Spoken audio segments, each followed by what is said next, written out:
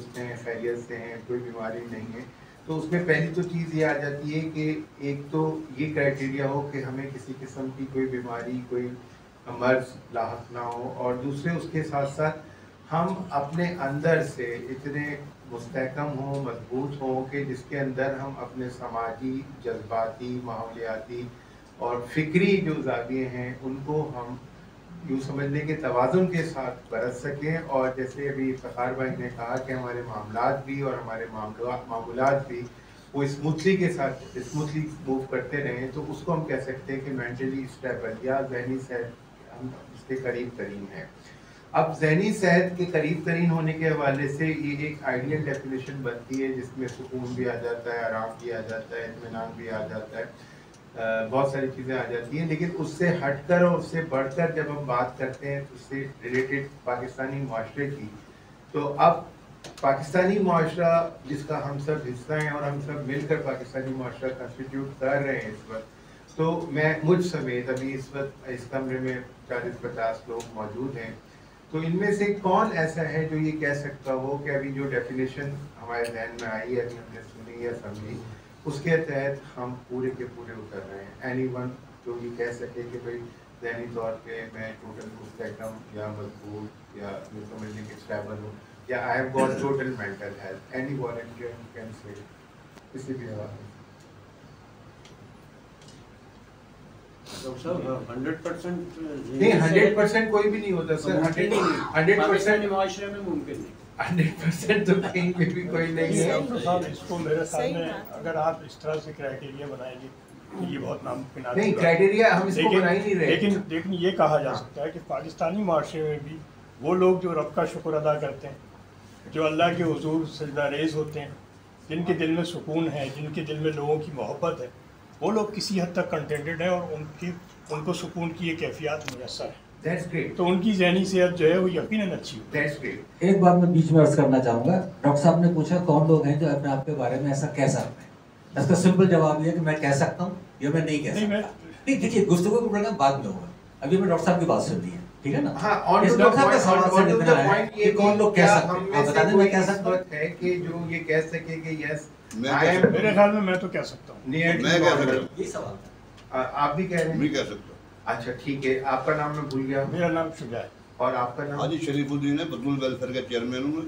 अच्छा, तो शरीफ भाई और शुजा भाई, प्रोग्राम के अख्तिताम में मैं थोड़ा सा आप लोगों से डिस्कस करके मैं सीखना चाहूँगा कि मुझे जाहिर है कि मुझे आज तक मतलब नहीं मिल सके ऐसे लोग जो कह सकें कि भाई हाँ we have got certain things. मगर ये इन्होंने जो मेरी बात कर दी इसका ताल्लुक उसी से है, तो सर बात जो जी उसका ताल्लुक उसी से। चले पहले आप उसकी तारीफ तो बयान फरमा दें। आपने तो आप डेफिनेशन बताएं, प्रिसाइज डेफिनेशन उसकी बताएं कि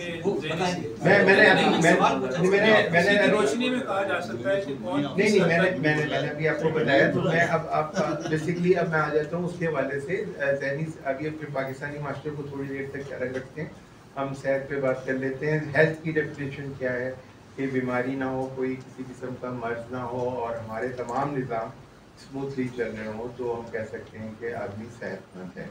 मेंटल हेल्थ से मुराद ये कि उसमें ना सिर्फ जिस्मानी सेहत बल्कि उसके साथ साथ उसकी जज्बातियत, उसके ख्यालात, उसकी फ़िक्र, उसके सोच, उसकी रूहानी सेहत, ये सब चीज़ें आ जाती हैं।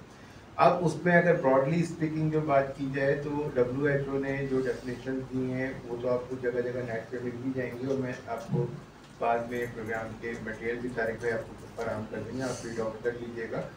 लेकिन उसमें जो चीज़ बुनियादी है वो आप उसको ज़िंदगी समझें या सेहत समझें, जो सबसे बड़ी चीज़ है कि जब तक हमारे पास ज़हनी सेहत नहीं होगी उस वक्त तक हम ज़िंदगी की किसी भी ज़ाविये के अंदर खूबसूरती या खुशबूती के साथ अपनी ज़िंदगी नहीं गुजार सकेंगे। ज़हनी सेहत जो है वो डिपेंड करती है जो सेहत के जो दीगर जोहते हैं, जो दीगर ज़ाविये हैं वो और क्या क्या है। उसमें जज्बाती एरिया आ जाता है, हमारा फिक्री एरिया आ जाता है, हमारा रूहानी एरिया, समाजी एरिया, माशी एरिया, माहौलियाती एरिया, पेशा वराना एरिया, जो 6-7 और कैटेगरीज हैं वो सब की सब आपस में इंटरडिपेंडेंट हैं, जिससे रिलेटेड हमारी मेंटल हेल्थ है। अगर हम पेशा वराना या माशी तौर पे मुस्तहकम होंगे तो हम मेंटली पीसफुल होंगे। इसी तरह से हम समाजी रवाबित हमारे मुस्तहकम होंगे, तो हम मेंटली पीसफुल हो गए। Likewise emotionally, socially, whatever the things are, जो अपनी अपनी जगह छोटे छोटे कंपोनेंट्स सेट होंगे हमारे, तो हमारी मेंटल हेल्थ स्टेबल होगी। सिमिलरली एक गाड़ी की तरह से कि उसके पहियों में भी हवा है, बैटरी भी सही चल रही है, रेडिएटर में भी पानी है, ऑयल भी नया है, तो वो स्मूथली चलेगी। कोई भी एक एरिया माइनस कर दे तो वो नहीं कर सकता। तो mental health is nothing but a constitution of almost 6 to 7 things, physical, emotional, फिर उसमें साइकोलॉजिकल आ जाता है, सोशल आ जाता है, इकोनॉमिकल आ जाता है, स्पिरिचुअल एरिया आ जाता है, एंड एनवायरमेंटल एरिया आ जाता है। अब ये 6-7 एरियाज हैं। अब इन सब एरियाज को अगर आप रिलेट करते हैं पाकिस्तानी माशरे से, तो इसमें से आपके अपने सामने के पाकिस्तानी माशरे में तकरीबन ये 6 के 6-7 के 7 एरियाज में हैं वो लैकिंग में हैं। और उसकी बुनियादी वजह ये है कि जो बाहर का जो इस वक्त इन्वायरमेंट है, पाकिस्तान से बढ़कर हटकर जो लोग हमसे 200-400 साल जहनी तौर पर आगे हैं, बाकी चीज़ों में डेफिनेटली पीछे हूँ, वो एक अलग डिबेट है। तो उन लोगों ने ये चीज़ को रियलाइज़ कर लिया कि ये जो लाइफ के जितने भी एरियाज हैं जिनको उसमें सेगमेंटाइज किया गया, उन्होंने उसमें इक्वल वेटेज देना शुरू कर दिया। हमारे यहाँ ये चीज़ नहीं है। अब हमारे यहाँ कोई पहलवान है तो वो पहलवानी के अलावा उसको किसी और चीज़ का पता ही नहीं ना कि दुनिया में और हम क्या हैं। कोई साहब मस्जिद की दौड़ लगा रहे हैं तो उनको पता ही नहीं है कि ये नमाज़ों के अलावा या इन सब चीज़ों के अलावा दुनिया में और मसाइल क्या हैं।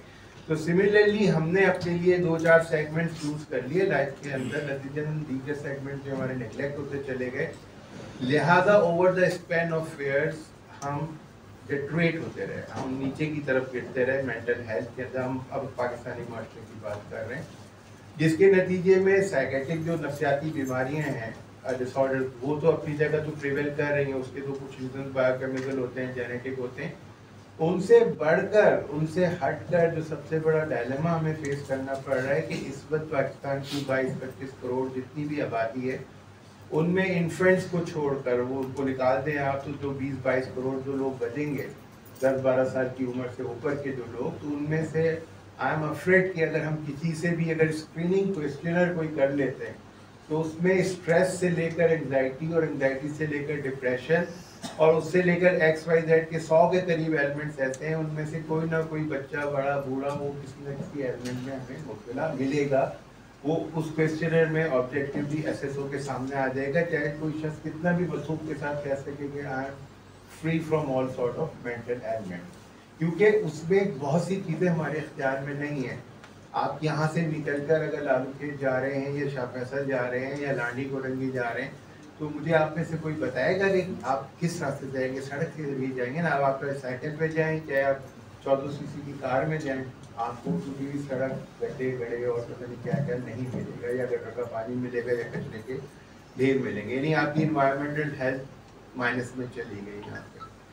फिर आप अभी ज़रा यहाँ बाहर निकल के खड़े हो जाएं, 10 मिनट के बाद, 10 मिनट के अंदर अंदर ही जो आपका जो पैरामीटर है इसका नॉइस का, वो ख़त्म हो जाएगा।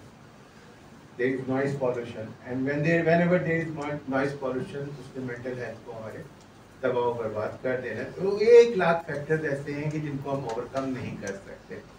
अब इस पे मैं चाहूँगा कि अगर हम इनको 2 हिस्सों में डिवाइड करके आज की गुफ्तगू को हम समझ सकें। एक तो मेजर जो नफ्सियाती अमराज है जिनका ताल्लुक मेंटल हेल्थ से है कि बीमारी पैदा हो गई, अब उसके बाद उसको क्या करना है। जो मोटी मोटी बीमारियां हैं, वो मोटी मोटी बीमारियां साइकेट्री की, अगर किसी भाई को कोई टर्म याद है तो मैं वो शेयर करें। एनीवन, डिप्रेशन के अलावा तो वो सबको पता है।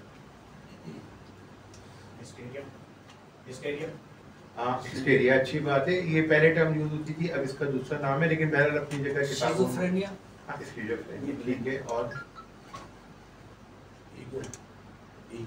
Ego is not a psychiatric disorder, ये तो वही नफ्सियात के शख्सियत का जुर्म है। और कोई और वॉलंटियर?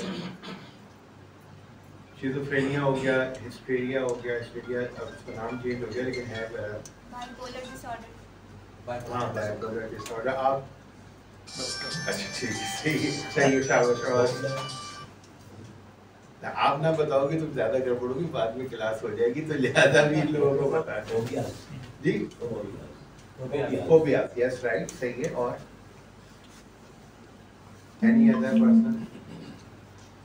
बिना वजह गुस्सा आना काउंट होगा? हाँ काउंट होता है, लेकिन उसका कोई टर्म जैसे टर्म होता है ना, जैसे एक तो simple anger, anger is a symptom, एक अलामत है। और अच्छा चले अभी जी हाँ एंग्जाइटी ठीक है। अच्छा 3 चीजें इंपॉर्टेंट सामने आई, बाइपोलर, हिस्टेरिया और स्किज़ोफ्रेनिया, बाकी और भी हैं। तकार भाई स्किज़ोफ्रेनिया को डिफाइन कैसे करेंगे? स्किज़ोफ्रेनिया के अलावा बहुत मुश्किल है, नाम ही सुना हुआ है।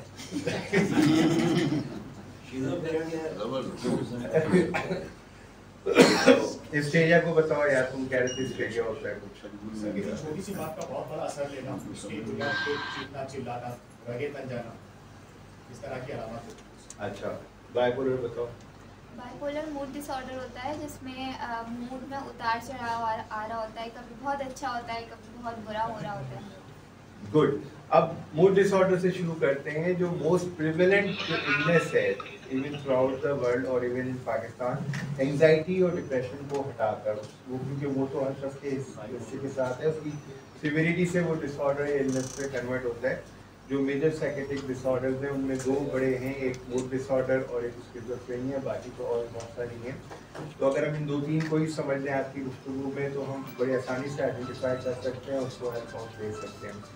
तो व्हाट इज मूड डिसऑर्डर या बाइपोलर डिसऑर्डर? जैसे भी जाला ने कहा, बाइपोलर 2 पोल होते हैं उसके, एक पोल उसका डिप्रेशन का होता है, एक पोल मैनिया का होता है। And whenever we are in mania और हाइपोमैनिया, उसमें हम बहुत ज़्यादा हर चीज़ एक्सेस में कर रहे होते हैं, बहुत ज़्यादा खुश हो रहे होते हैं, बहुत ज़्यादा हम शॉपिंग कर रहे होते हैं, बहुत ज़्यादा बातें कर रहे होते हैं, बहुत ज़्यादा आइडियाज़ और प्लान्स बना रहे होते हैं। वो मटेरियलाइज नहीं भी हों तब भी हम बड़े बड़े हमारे मंसूबे चल रहे होते हैं, और एक मंसूबे से, एक प्लान से हम दूसरे मंसूबे दूसरे प्लान में जंप कर रहे होते हैं बड़ी आसानी के साथ।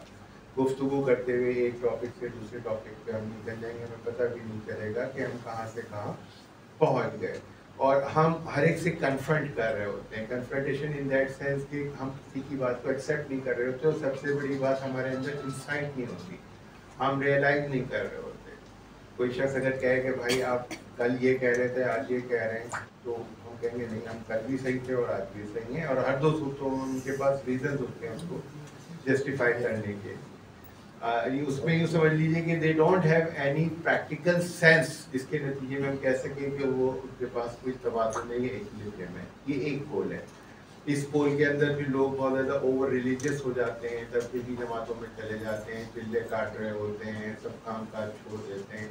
मुख्तलिफ इसके डायमेंशन में, मुख्तलिफ पैरामीटर्स में किसी शक्ल में ये आगे पीछे हो जाते हैं। लेकिन हाई में जब आप देखें किसी को, और उसमें भी जैसे आपने कहा गुस्सा शदीद होता है, बात बात पे लड़ना बिगड़ना, गाली गलौज करना, शो को चंचल, मतलब हमने अनड्यू मजाक करना, कपड़े पहनना वगैरह वगैरह, एक लंबी लिस्ट है। दूसरा पोल इसका अपोजिट होता है, दैट इज डिप्रेसिंग, डिप्रेसिव पोल होता है। whenever we go high we are bound to go low, ये लॉ ऑफ नेचर है कि हम कभी भी हाई जाएंगे तो हमें लो नीचे होना पड़ेगा। दूसरा पोल ये होता है कि उसमें वो आदमी पे लोअर साइड पे आ जाता है, फीलिंग लो, डिप्रेसिव, सब लोगों से कांटेक्ट खत्म हो जाता है, बातें कम हो जाती हैं। अब ये उस सूरत में दोनों चीज़ें होती रहती हैं कि अगर वो आदमी कोई दवा ना खा रहा हो, अगर प्रॉपर मेडिसिन दी जा रही हो, वो इसका पैदल दिए जा रहे हो, तो फिर हम इसको कंट्रोल कर सकते हैं। ये बाइपोलर की निशानी है। अब आ जाए स्किज़ोफ्रेनिया की, जो दूसरा मेजर एलिमेंट होता है। शिज़ोफ्रेनिया हो जाला क्या होता है? शिज़ोफ्रेनिया ये होता है कि आपका रियलिटी से बिल्कुल कांटेक्ट ख़त्म हो जाए, यानी कि आप एक साइकोटिक फेज में चले जाएं, रियलिटी में बिल्कुल मौजूद ना हो और ऐसी बातें करें जो कि इमेजिनेबल ना हो।